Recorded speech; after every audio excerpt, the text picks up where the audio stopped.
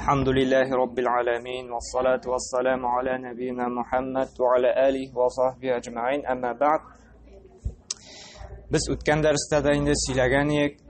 Shu izgi yerlarda Ramazon oyida endi begirakda ibodat qilirga kerak. Ibodatni tag'inda ko'proq orttirirga deb siylagan edik endi. Anarsa so'ngil ibodat Alloh taala qarshында nindi ibodat qabul bo'la, ham ibodatning turlari, ham ni uchun biz bu dunyoda ibodat qilirga tiyishmiz.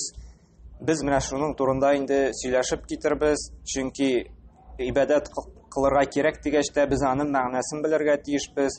Һәм нинди шартлар үтәлгәндә генә ibadатыбыз кабул була, без моның бөтенесен дә белергә тиешбез. Чөнки һәрбер мусульман кешесе Аллаһ Тәгаләгә ibadат кылгач, нәрсә ул ibadат, аның төрләрен барысын да инде белергә тиеш. Чөнки безнең ислам дине ул илемгә таяна. Илем булганда гына Илем белән эшләнгәндә генә гамәлләребез инде кабул булачак. Ibadат ул иң беренче алып китербез аның төшенчәсе. Нәрсә ул ibadат? Ibadат ул Аллаһ Субхана ва Тааля яраткан һәм риза булган сүзләр һәм гамәлләр. Менә ул ibadатның төшенчәсе. Нәрсә ул ibadат дигәндә? Аллаһ Тааля яраткан һәм риза булган сүзләр һәм гамәлләр. Бу булды инде ibadатның инде русча әйтсәк терминологиясе, төшенчәсе инде. Без каян беләбез соң? Нинди гамәлне Аллаһ Тааля ярата, нинди гамәлләрдән Аллаһ Тааля риза була? Монсы инде без шушы гыйлем алып белә алабыз инде. Гыйлемне каян алабыз? Коръәннән һәм Пәйгамбәрбез саллаллаһу алейхи ва саллямның инде сөннәтеннән инде. Чөнки Аллаһ Тааля үзенең Коръәни Кәримдә бөтенесен дә аңлаткан, нинди ibadаттан Аллаһ Тааля риза, ниләрен ярата, һәм Пәйгамбәр саллаллаһу алейхи ва саллям ibadatlарны инде безгә эшләп, күрсәтеп, үз тормышында инде яшәп күрсәткән инде. Менә шул вакытта инде без белә алабыз. Һәм ни өчен без менә шушы Аллаһ Тааля яраткан һәм риза булган сүзләрне, гамәлләрне без кылырга тиешбез. Ягъни икенче төрле әйткәндә, ни өчен без Аллаһ Таалагә ibadат кылырга тиешбез? Бу ibadат кылу кешенең инде бу дөньяда яшәвенең төп максаты. Кеше эзләп йөри бит, ни өчен яшим икән бу дөньяда дип һәр кеше үзенә шундый сорау биргәне бардыр. Ни өчен соң бу дөньяда яшим, ни өчен бу дөньяга килдек без? Шушы дөньябызда яшәүебезнең максаты нидә дип һәр кешенең инде шундый үзенә сорау биргәне бардыр. Һәм Аллаһ Субхана ва Тааля бу сорауга безне Коръәни Кәримдә Зарiyat сүрәсенең 56-нчы аятында әйтте, безгә белдертте: "Ва ма халактул джинна вал инса илля лиябудун" ди. Мин кешеләрне һәм җиннәрне бары тик миңа ibadат кылсаннар өчен генә барлыкка китердем ди. Менә бу аяттан күренгәнчә, безнең төп максатыбыз бу дөньяда яшәүебезнең Аллаһ Таалагә ibadат кылу. Менә һәр кеше ул менә җиннәр дөньясыннанмы, җиннәр, алар барысы да бер Аллаһ Таалагә ibadат кылырга тиеш. Һәр кешенең инде төп вазифасы бу, төп бурычы. Шуның өчен без яшибез. Һәм икенчесе инде ни өчен ibadат кылырга тиешбез? Беренчесе төп бурычыбыз дидек, Аллаһ Тааля фарыз кылган безгә ibadат кылырга. Икенчесе нәрсә?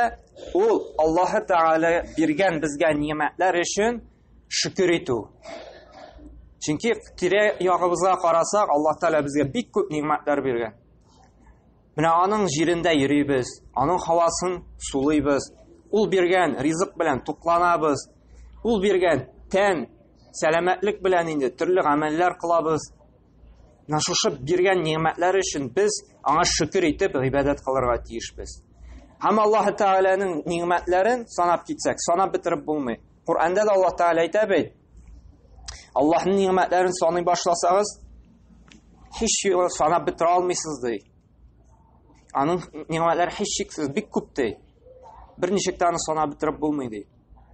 Һәм бер кичкенә генә бер ниъмәтен алсак, ул бер яктан кичкенә, ләкин бик кадерле. Бер галим әйткән бит, менә бер күз ниъмәтен генә алыйк әле ди. Бер минутка күзебезне йомып, йөреп яшәп карыйк әле ди. Бер минутка гына үзебезне сукыр сыман күз аллап. Һәм аңлаячакбыз менә бу күз ниъмәте дә нинди зур ниъмәт икән ди. Бу Аллаһ Тәгалә каршында инде бик кичкенә генә, ләкин кешегә шушы күз ниъмәте дә нинди зур кадерле ниъмәт. Әгәр дә шушы мәсәлән күзебезне югалтсак, нинди зур югалтуда булачакбыз. Әмма ләкин бу бер генә ниъмәт бит әле, без менә сөйләштек, күз ниъмәте. Аякларыбыз ислам сау йөреп тора икән, үз аягыбыз белән йөрибез икән. Менә монда бит инде күрәбез, менә таваф кылганда шулай бит инде, менә гумра кылганда бар аяксызлар, самолетта килгәндә күрдек, шулай бит аягы юк кеше кулы белән генә йөри. Әлхәмдүлилләh, без үз аякларыбыз белән йөрибез, үз аякларыбыз белән хәрәкәтләнәбез, үз кулыбыз белән тотып ашыйбыз. Бу Аллаһ Тәгаләнең безгә биргән ниъмәте. Һәм менә шушы биргән ниъмәтләре өчен, күз ниъмәте булсынмы, аяк ниъмәте булсынмы, анда ашау, эчү, ризык ниъмәте булсынмы, менә барлык шушы биргән ниъмәтләр өчен без шөкер итеп, аңа гыйбадәт кылырга тиешбез. Әгәр дә инде без Аллаһ Тәгалә гыйбадәт кылмыйбыз икән, без төп бурычыбызны үтәмибез һәм Аллаһ Тәгаләгә шөкранә кылмыйбыз, шөкер итмибез. Әгәр дә инде киресенчә гыйбадәт кылып, Аллаһ Тәгалә гыйбадәт кылсак, без төп бурычыбызны да үтәбез һәм инде Аллаһ Тәгаләгә шушы биргән ниъмәтләре өчен шөкер иткән булабыз. Һәм шөкер итеп, риза булып инде Аллаһ Тәгалә тагын да шушы ниъмәтләребезне безгә инде тагын да арттырачак. Һәм Аллаһ Субхана ва Тәгалә шушы гыйбадәтне фарыз иткәч, безнең бар гыйбадәтнең төрләре, без моны шулай ук белеп торырга тиешбез. Гыйбадәтнең бар телләре, тел белән эшләнә торган гыйбадәт. Мәсәлән, зикр әйтү. Әлхәмдүлилләh, субханаллаһ, ла илаха илляллаһ, Аллаһу акбар, субханаллаһ ва бихамдиһи, субханаллаһил азим, ла хаула ва ла куввата илля биллаһил алиyyul азим. Куръан уку, бу бөтенесе инде тел гыйбадәте булып тора. Тел гыйбадәтенең төркеменә керә. Икенче гыйбадәт бу калб гыйбадәте. Без шулай калб белән дә гыйбадәт кылабыз. Мәсәлән, Аллаһ Тәгаләдән өмет итәбез. Хәзер Аллаһ Тәгаләдән инде өмет итеп гыйбадәт кылабыз. Аллаһ Тәгалә безгә инде җәннәткә кертер дип, бездән риза булыр дип, шушы ураза тотабыз, өмет итеп, кыямәт көндә әҗр савабын күреп инде ул бездән риза булып җәннәткә кертәчәк дип өмет итәбез. Шулай калб гыйбадәтеннән ул куркабыз, берәр гөнаһ эшлисе, менә гөнаһлы гамәл каршыбызга туа икән, гөнаһ эшләргә кирәк була икән, без гөнаһны эшләмичә куркып калабыз. Яки берәр тәкъдим итәләр, берәр гөнаһлы гамәл кылырга, яки берәр эшебез шундый, русча әйтсәк, тупикка килеп җитте дә, һәм тәкъдим иттеләр ришвәт бирергә. Һәм без шул вакытта калб гыйбадәтен җигәбез, куркабыз. Калб белән куркабыз, шушы инде ришвәт бирергә, Аллаһ Тәгаләнең инде шигеннән чыгырга, ягъни гөнаһ кылырга. Бу курку, өмет калб гыйбадәтеннән. Тәвәккәл кылу, шулай калб гыйбадәтенә, йөрәк гыйбадәтеннән керә. Мәсәлән, шушында килеп, шушы изге җирләрдә инде гыйбадәт кылу өчен шулай тәвәккәллек кирәк. Шулай бит. Узак юллар буе узак сәфәрдә буласы бар, самолетта очасы бар, автобуста күпме сабыр итеп киләсе бар, иссез җирләр, ураза тотасы бар, таваф кыласы бар, башка гыйбадәтләр эшлисе бар. Моның өчен шулай тәвәккәллек кирәк, монда чыгып китер өчен, шушы гыйбадәтне үтәр өчен. Бу бөтенесе инде кайбер мисаллар булды инде. Хушуклык, намазда хушуклык, мәсәлән, шулай калб гыйбадәтеннән була инде. Бу беренчесе тел булды, икенчесе инде калб гыйбадәте, өченчесе ул безнең тәнебез белән кыла торган гыйбадәтләр. Мәсәлән, шушы ураза тоту, шулай бит тәнебез белән тотабыз без. Ашау эчүдән тыелабыз. Гумра кылдык, шулай ук тән гыйбадәтеннән санала. Хаҗ кылу, шулай ук тән гыйбадәтеннән. Әмма ләкин бу гумра, хаҗ шулай гale мал гыйбадәтенә дә керә. Безнең инде бу өченче төркеме тәнебез белән кыла торган дидек, ураза тоту, намаз уку, хаҗ кылу, төнесе тәнебез белән кыла торган гыйбадәтләр. Дүртенче төркеме гыйбадәтнең мал белән кылына торган гыйбадәт. Ул нәрсә? Закат бирү, мәҗбүри гамәл. Ислам диненең инде дүртенче әркәне булып тора. Шулай бит садакалар бирү, шулай ук хаҗ, гумра, шулай ук мал гыйбадәтенә дә керә. Чөнки тәнебез белән кылу белән бер рәттән шушы хаҗ, гумраны, мәсәлән, шулай мал кирәк. Монда килер өчен, гумра кылыр өчен, анда хаҗ кылыр өчен безгә инде күпмедер микъдарда малыбыздан инде өлеш чыгарырга кирәк. Бу мал гыйбадәте төркеменә керә инде. Бу булды инде шушы гыйбадәтләрнең инде төрләре инде. Моны инде галимнәр шушы Кураннан һәм Пәйгамбәр саллаллаһу алейһи ва сәлләмнең сөннәтенә таянып инде шушында инде төркемнәргә бүленделәр. Һәм Аллаһ Тәгалә шушы гыйбадәтләрдән риза булсын өчен, яратсын өчен, кабул итсен өчен нишләргә кирәк? Ничек итеп шушы гыйбадәтләрне безгә эшләргә кирәк? Иң беренче инде без моны инде сөйләп киткәне, хәйнде тирәнтебрәк дәлилләр нигезендә инде тагын сөйләрбез. Гыйбадәтләребезнең шушы барлык зикр иткән гыйбадәтләребезнең кабул булсын өчен ике шарты бар. Барлык нинди гыйбадәт кылабыз, әгәр дә шушы ике шарт үтәлә икән инде безнең, Аллаһ Тәгалә инде гыйбадәтләребездән риза булачак, яратачак һәм кабул булачак инде. Иң беренчесе ул нәрсә дидек? Ихласлык. Һәрбер гыйбадәтебез Аллаһ ризалыгы өчен генә булырга тиеш. Әгәр дә ул бер кеше ризалыгын алу өчен булса, яки кешедән куркып эшләнелсә, ул гыйбадәт. Мәсәлән, мисаллар бит инде китердек. Кеше мәсәлән намаз укый, ләкин намаз укганда рия керә. Шушы намазын инде кешеләргә күрсәтәсе килә.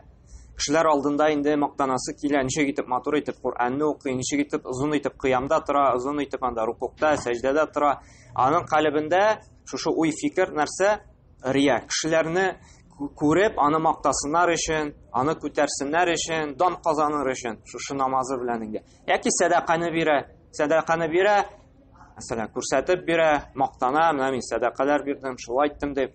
Монда Аллаһ ризалыгы юк, кеше ризалыгы бар. Кеше аны күреп мактасын, күтәрсен өчен. Яки шушы гыйбадәтен Аллаһ өчен эшләми, Аллаһтан сорамый, Аллаһ өчен инде багышламый, бүтән иләһләр, бүтән путлар өчен багышлый, бүтән путлардан ярдәм сорый. Мәсәлән, бик күп тарала каберлекләргә гыйбадәт кылу. Бер тақвалы бер кеше күп итеп гыйбадәт кылып инде бер гыйлем әһле булып канда изге гамәлләр кылып үлеп китә дә, кеше инде шушы кешене зурлап аңа гыйбадәт кыла башлый. Шушы кабере аша инде таваф кыла башлый, шушы кабердән инде мөрәҗәгать итә, аннан сорый: "Син бик тақвалы кешең, гел гыйбадәттә булдың, син Аллаһка якынсыңдыр инде, Аллаһтан безнең өчен шәфаәт кыл әле, безгә ярдәм ит әле" дип, Аллаһтан сорамый, Аллаһтан ялвармый, дуга белән инде аңа мөрәҗәгать итмәй, шушы каберлектән сорый. Яки шушы каберлекне зурлап, каберлегә тавафлар кыла. Менә монда инде шулай ихласлык юк. Аллаһтан ялвару, Аллаһтан сорау, Аллаһ ризалыгы юк, шушы мәетнең ризалыгын алу, шушы мәеттән сорау. Менә бу беренче инде шарт Аллаһка багышлау бөтен гыйбадәтләрне. Аллаһ ризалыгы өчен дә булырга тиеш һәм Аллаһка багышланган, Аллаһка юнәлгән булырга тиеш шушы гыйбадәтебездә. Әгәр дә инде Аллаһка багышланмыйча, Аллаһ белән бер рәттән тиңдәшлек кыланып эшләнгән булса, бу гыйбадәтебез юкка чыга, кабул булмый. Чөнки Аллаһ субхана ва тааля Кур'анда әйтә: "Валау ашраку лахабита анхум ма кану яъмалун" ди. Әгәр дә Аллаһ Тәгаләгә инде ширк яки тиңдәшлек кылсагыз ди, Аллаһ белән бер рәттән берәр иләһне, берәр путны тиңләсәгез ди, Аллаһка гыйбадәт кылмыйча, берәр путка, берәр анда бүтән иләһкә гыйбадәт кылсагыз, Аллаһ Тәгалә нәрсә әйтә Кур'анда? Бөтен гамәлләрегез ди юкка чыгачак ди. Кабул кылмаячак Аллаһ Тәгалә ди. Һәм Аллаһ Тәгалә шулай ук икенче аятында әйтә, нәрсә ди? "Валaqad uhiya ilayka wa ila allazina min qablika la in ashrakta la yahbatanna 'amaluka wa la takunanna min al-khasirin" ди. Һәм ди без сиңа да шулай вахи иңдердек ди, сиңа хатлык булган кавемнәргә кебек ди. Әгәр дә ди Аллаһ Тәгаләгә ширк кылган булсагыз, тиңдәшлек кылган булсагыз ди, Аллаһ Тәгалә барлык гамәлләреңне дә юкка чыгарачак һәм кайгы хәсрәттә бәла казада булачаксың ди ахыргы көндә. Бу дөньяда да һәм ахирәттә дә инде. Шуңа күрә менә гыйбадәтебезнең төп кабул булсын өчен, гамәлләребез юкка чыкмасын өчен без Аллаһ ризалыгы өчен һәм Аллаһка гына ялварырга, Аллаһтан гына сорарга тиешбез. Менә барлык гыйбадәтләр булды бит, дуга мәсәлән, әйттек. Телебез белән кылана торган гыйбадәт, Аллаһ Тәгаләдән сорыйбыз, ялварабыз. Аллаһ Тәгаләдән генә сорарга тиешбез. Бүтән бернинди иләһтән дә, бернинди мәйеттән дә, бернинди каберлектән дә, бернинди кешеләрдән дә сорарга тиеш түгелбез. Аллаһ Тәгаләдән генә сорарга тиешбез. Сораганда әгәр дә берәр эшебезгә, берәр гамәлебезгә кешенең кодрәте бар икән, аннан сорарга ярый. Мәсәлән, берәр кеше инде балта остасы ди, сиңа анда иш алып бирәсе бар ди. Аннан ярдәм сорыйсың. Ярдәм ит әле миңа инде шушы йортны салырга, син бик яхшы балта остасы, ине төзеп бир әле миңа ди. Бу рөхсәт ителгән. Әмма ләкин кешенең кодрәте юк икән берәр эшкә, аннан сорарга ярамый. Әмма ләкин шушы нинди генә сәбәп булмасын, дөньяви мәсьәләләрдә инде берәр кешедән ярдәм сорау. Иң беренче без Аллаһ Тәгаләдән сорарга тиешбез. Иң беренче Раббым бер Аллаһ шушы эшемне эшләп чыгарырга ярдәм итсәң иде, хәерле сәбәпләрен миңа җибәрсәң иде дип, аннан инде без сәбәпкә керешергә тырышырга тиешбез. Һәм шулай ук әйттек бит, каберлектән дә шәфәгать сорауда Аллаһ Тәгалә каршында минем өчен яклаучы бул дип тә сорарга ярамый. Без иң беренче турыдан-туры Аллаһка мөрәҗәгать итәргә тиешбез. Каршыбызга татарча ничек була әле? Посредниклар, арадашчы менә шушы посредниклар алырга тиеш түгелбез. Чөнки кайбер үзләрен мусульманга санап биргән кайбер кешеләр шушы каберлекләр белән, бүтән иләһләр белән шушы арадашчылар алалар. Ягъни ул бик изге кеше, бик тақвалы кеше, ул Аллаһка якындыр, мин шуңа күрә шуннан сорыйм. Ул Аллаһтан инде минем өчен сораячактыр. Чөнки әйтәләр, менә президентка бары тик теге арадашчылар аша гына, секретарьлар аша, аның ярдәмчеләре аша гына мөрәҗәгать итеп кирип була. Һәм шулай Аллаһ Тәгаләгә дә без арадашчылар аша гына кирип була, мөрәҗәгать итеп була ди. Аллаһ Тәгалә ул кеше кебек заиф бәндә түгел. Ул үзе дә бар нәрсәне ишетә, бар нәрсәне дә белеп тора. Шуңа күрә аңа арадашчылар кирәкми. Һәм Аллаһ Тәгалә Куръанда да моны ассызыклап безгә инде бәян кыла. Нәрсәди? "Ва я'будуна мин дуниллаһи ма ла ядурруһум ва ла янфa'уһум" ди. Алар да гыйбадат кылалар ди, Аллаһтан башка бүтән иләһләргә, аларга берни зыян да китерә алмаган, берни файда да китерә алмаган нәрсәди? Иләһләргә гыйбадат кылалар ди. Һәм әйтәләр ди: "Ва яқулуна хаулаи шуфаауна индаллаһ" ди. Һәм алар нәрсә дип әйтәләр ди? Шушы иләһләренә инде ялварганда, сораганда, алар Аллаһ каршында безнең өчен шәфәгать кенә кылалар ди. Безне яклыйлар ди Аллаһ каршында. Шәфәгать кенә кылучылар ди. Ягъни алардан берни файда да, берни зарар да өмет итмибез. Бары тик нәрсә ди? Шушы шәфәгать кылуларын гына телибез ди. Әйтте, кул ди, ягъни Пәйгамбер саллаллаху алейхи ва саллямга әйтергә куша: "Атунаббиуна Аллаһ бима ла я'ламу фис-самавати ва фил-арди субханаһу ва та'ала амма юшрикун" ди. Сез дә Аллаһ Тәгаләгә ди белдермәкче буласызмы әллә ди? Шушы хаҗатларыгызны, анда сезгә кирәкле әйберләрегезне шушы арадашчылар аша ди. Аллаһ Тәгалә күкләрдә һәм җирләрдә барысында белеп торучы ди. Аңа кирәкми ди шушы арадашчылар. Һәм дә Аллаһ Тәгалә пак чиста ди. Шушы сез тиңдәшлек кыла торган, ширк кыла торган иләһләрегездән ди. Ягъни нәрсә дигән сүз? Менә бу аят Аллаһ Тәгаләгә хаҗәте юк шушы. Аңа мөрәҗәгать иткәндә, аннан хаҗәтләребезне сораганда шушы арадашчыларга мөрәҗәгать итү. Аллаһ Тәгалә чиста, пак, хакыйкый гына иләһ. Аңа кирәкми шушы арадашчылар. Шуңа күрә нинди хаҗәтебез бар, кирәкми безгә каберләргә дә, бүтән төрле иләһләргә дә мөрәҗәгать итәргә.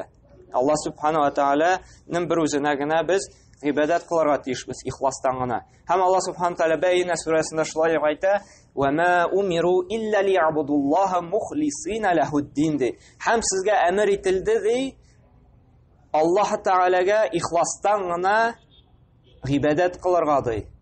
Һәм динендә ихлас булырга ди. Менә бу беренче шартыбызга төп дәлил булып тора.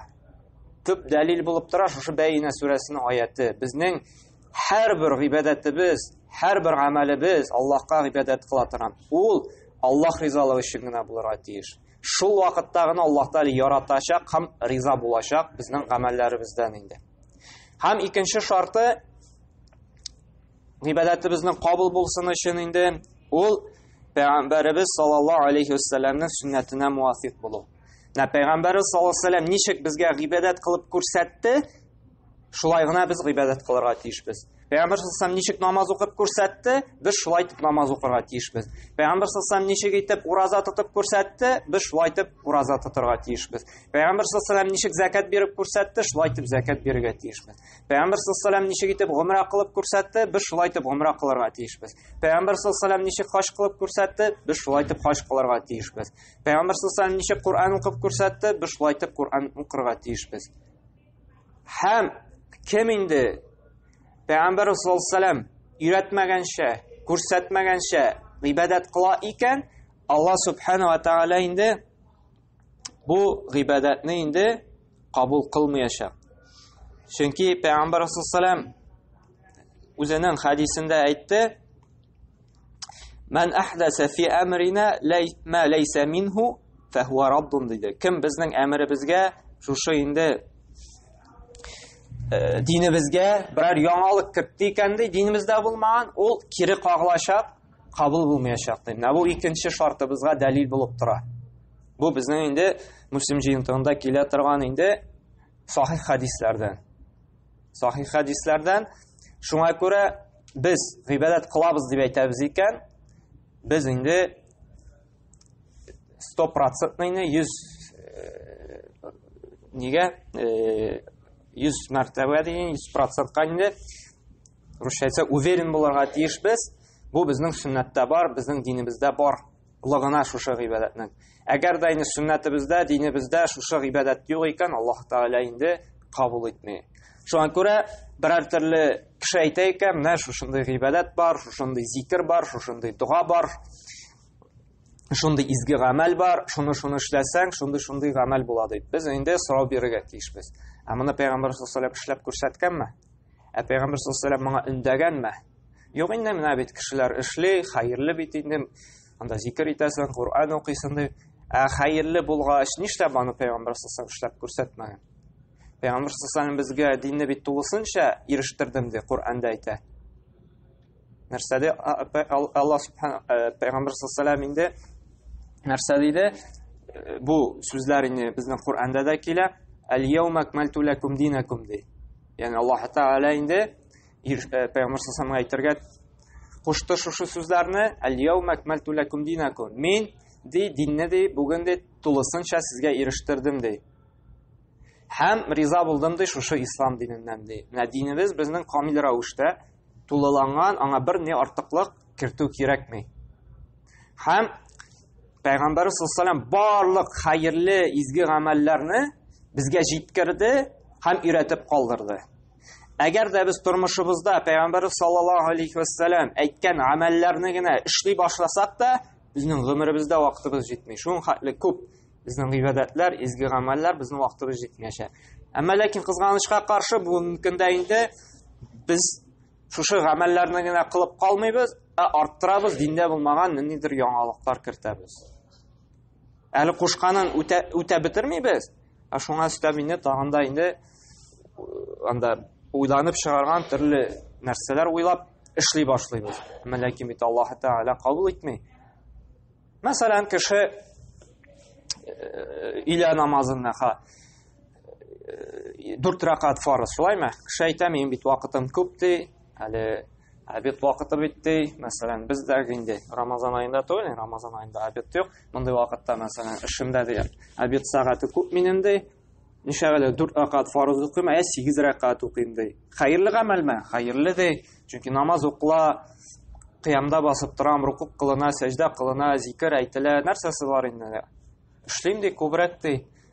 Әмма ләкин бу гамәле кабул буламы? Ул бит изгелек эшли, намаз укый, Кур'ан укый, зикр әйтә. Юк, кабул булмый. Ни өчен? Чөнки Пәйгамбер саллаллаху өйрәтеп калдырды илә намазын 4 кенә ракат укырга. Әгәр дә арттыра икән, 4 ракат фарызны 8 итеп, Аллаһ Таала кабул итмәй. Чөнки Пәйгамбер саллаллаху өйрәткәнчә эшләми бу гамәлен.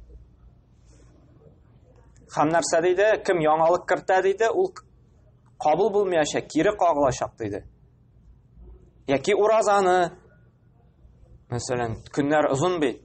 12-шәр, 13-шәр сәгать ураза тотырга кирәк. Мин иртәнге мәсәлән 6-дан алам да, анда сәгать 3-кә хәтлек кенә ураза тотам. Чөнки узын бит вакыт ди. Кабул итәме Аллаһ Таала мондый уразаны? Юк. Чөнки Пәйгамбер саллаллаху алейхи нәрсә диде? Иртәнге намаздан алып кояш байганча хәтлек без ураза тотарга тиешбез.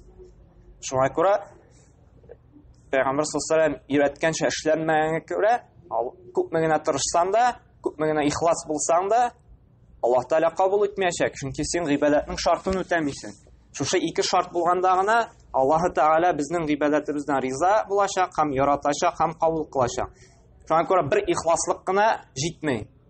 Кайбер кешеләргә әйтәсең бит, кардәшем, бу гамәл, бу гыйбадәт бит динебездә юк.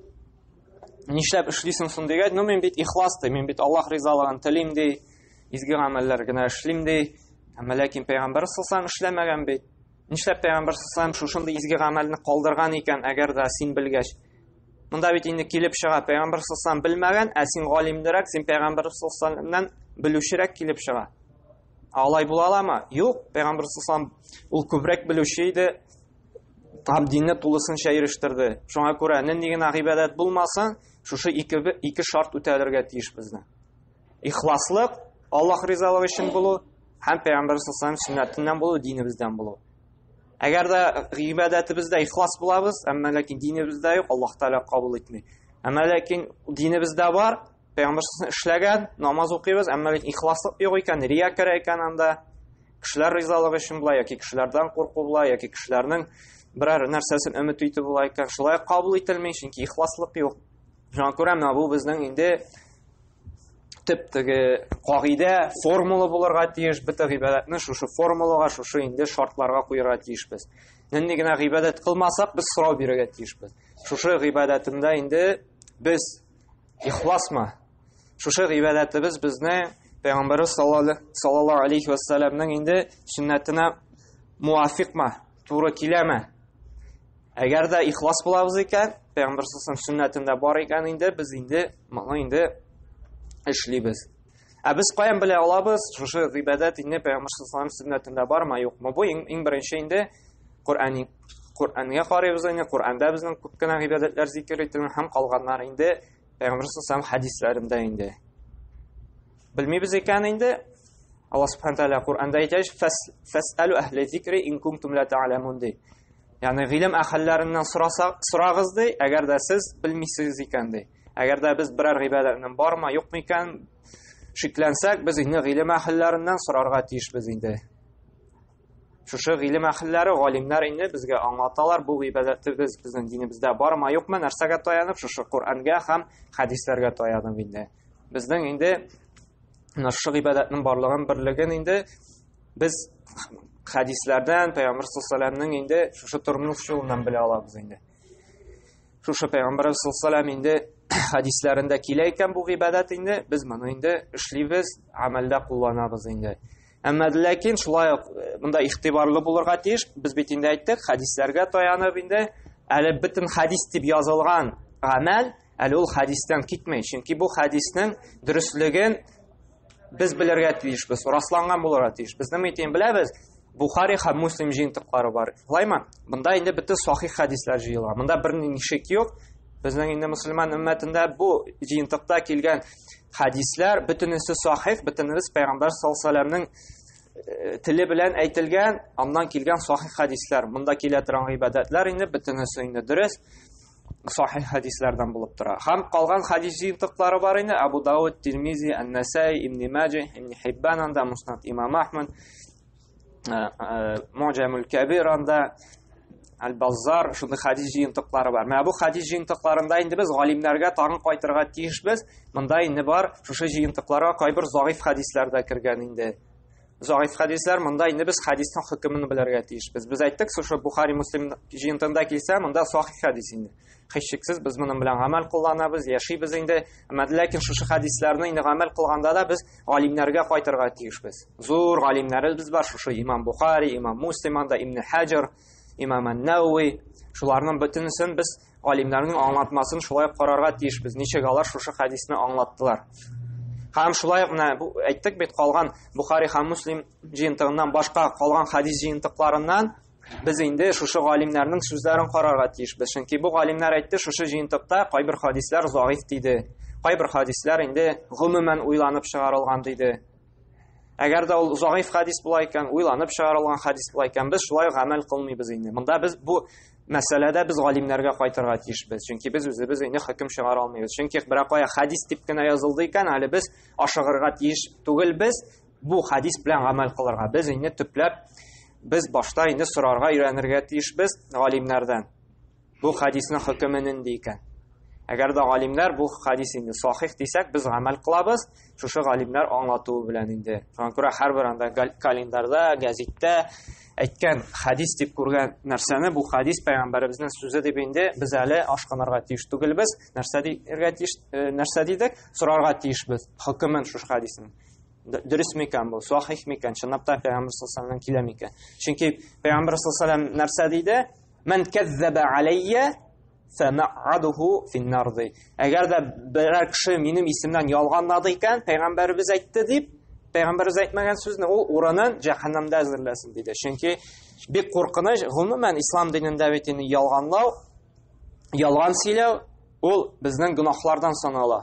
Лайбә мусульман кешесе гел дөресен генә сөйләргә тиеш. Бу моның өчен инде шулай ук Аллаһ Тәгалә безгә үзенең азабын бирәчәк, әгәр дә без тәүбә кылмасак иде. Әмма ләкин инде пәйгамбәребез исеменнән ялганлау, бу инде тагын да өстенрәк, тагын да зур гөнаһлардан санала, һәм Аллаһ Тәгалә моның өчен бик каты газап әзерләнгән. Шуңа күрә сакланырга кирәк. Пәйгамбәр саллаллаху әйтте дип, ул әйтмәгән сүзләрне әйтү. Шуның өчен без бит әйттек, мавду, уйланып чыгарган хадислар да бар. Кеше үзеннән уйланып чыгара. Кайсысы изге ният белән уйланып чыгара, кайсысы инде ислам динен, мунафиклар ислам динен бузасы килеп, ислам динен инде таркатасы килеп уйланып чыгара. Шуңа күрә менә шушындый газапка дучар булмасын өчен инде без белешергә тиешбез шушы хадисның хөкемен инде. Кайбер кеше инде яхшы ният белән дә ялганларга мөмкин. Теге бер кыйсса бар бит, бер сүрәнең инде фазилатын бер кеше сөйли дә, шушы сүрәне укысаң, шуның хәтлек мәртәбә, шуның хәтлек нәрсә була дип инде. Һәм инде моны белешә башлыйлар да, сиңа кем әйтте? Бу кеше әйтте, бу кешегә баралар, сиңа кем әйтте? Бу кеше әйтте дип.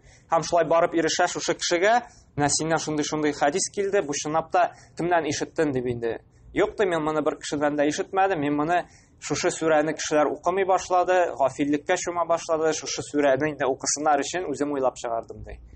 Бу зур гөнаһлардан була, син күңелең изгелектә булсаң да, бәрбер сиңа инде Аллаһ Тәгалә каршыннан каты газап булачак. Ни өчен? Чөнки Пәйгамбәр саллаллаху алейһи әйтте, кем минем исемнән ялганлады ди, мин әйттем дип әйтмәгән сүзне ди, аңа каты газап булачак ди. Шуңа күрә менә бу хадислар әйткәндә инде безгә игътибарлы булырга тиеш. Без бары тик Сахих, Бухари, Муслим җыентыгында килгән хадислар, калган җыентыкларда килсә инде без белергә тиешбез. Алимнәр бу хадисның хөкемен нәрсә диделәр. Сахих дисә инде без рәхәтләнеп сөйлибез, әйтә алабыз инде. Шуңа күрә менә бу озын сүзнең кыскасы, һәрбер хадис дигән сүз әле Пәйгамбәр саллаллаху алейһи ва сәлләмнән иреште дигән сүз түгел. Моның инде без төбенә төшергә тиешбез, сорарга, белешергә тиешбез инде. Һәм Аллаһ субханаһу ва тааля һәр барчабызга да инде тәүфик, хидаят бирсен ие. Шушы Аллаһ Тәгаләгә риза булган һәм яраткан гына гыйбадәтләр кылырга инде, изге гамәлләр кылырга. Чөнки Аллаһ субханаһу ва тааля шулай Куръанда әйтте, мин сезне дә яраттым ди, барлыкка китердем ди, кайсыларыгыз иң яхшы гамәлләр кылып яшәр дип яшәгәннәрен белер өчен ди. Галимнәр әйттеләр, монда да Аллаһ Тәгалә нәрсә ди? Мин яраттым ди, сезне сынар өчен ди, белер өчен ди, кайсыларыгыз иң яхшы гамәлләр эшләвен белер өчен ди. Һәм шуңа әйттеләр, менә бу иң яхшы дигән, монда икесе дә керә ди. Иң яхшы гамәл нәрсә ди? Ул Аллаһ ризалыгын алып, һәм Пәйгамбәр саллаллаху алейһи ва сәлләмнең сүннәтенә туры килү ди. Менә шушы була иң яхшы гамәл. Һәм алимнәр әйтә, менә монда Аллаһ Тәгалә әйтми бит, мин сезне яраттым сынар өчен ди, кайсыгыз күп гамәл кылыр дип ди. Юк ди. Әйтә ди нәрсә ди? Иң яхшы гамәл кылучыларны белер өчен ди. Шуңа күрә күплектә эш түгел, сыйфатта эш. Теге русча әйтәләр бит әле. Дело не в количестве, а дело в качестве дип. Әгәр дә син әз генә гамәл кыласың, әмма ләкин ихлас һәм Пәйгамбәр саллаллаху алейһи ва сәлләм сүннәтенә муафиq була икән, бу әз гамәлең дә сиңа күбрәк файда китерәчәк, бу дөньяда да, ахирәттә дә. Күп гамәл кылып, әгәр дә ул күп кылган гамәлеңдә рия бар икән, ихлассызлык бар икән һәм сүннәтенә, Пәйгамбәр саллаллаху алейһи ва сәлләм сүннәтенә муафиq түгел икән, ан бер ни файдасы булмый. Шуңа күрә әз булса да ул безнең сыйфатлы булсын. ихлас һәм сөннәткә муафиq булсын. Шул вакытта инде Аллаһ субхана ва тааля инде кабул итәчәк һәм риза булачак. Аллаһ субхана ва тааля инде һәр барчабызга да шушы шартларга туры китереп инде гамәлләр кылып, аның ризалыгын алып инде һәр барчабызга да фирдәүс җәннәтләренә керергә насыйп эйләсен. Субханакаллаһу бихамдика ва ашһаду ан ла илаха илля анта ва астагфирука ва атубу илейк.